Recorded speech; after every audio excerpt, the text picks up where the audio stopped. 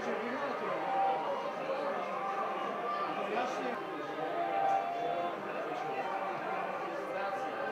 jeden sa ma nenašiel, čo buletiť nemáte?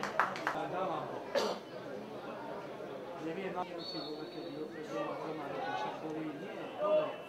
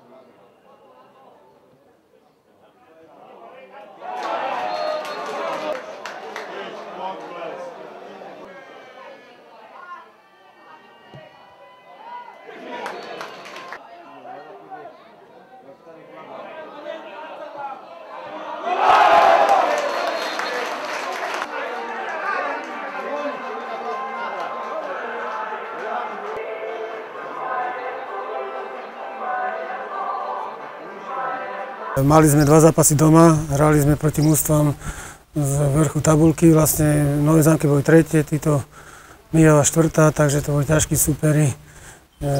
Obidva sme remizovali, škoda, že sme aspoň jeden zápas týchto nevyhrali. Ale keď dnes chlapcov za to, že sa snažili, hrali do konca potom, aj keď sa im nedarilo, musím poďakovať. Nastúpili tam dokonca aj 2 mladí dorastenci, takže neviem, čo vyčítať tým chlapcom.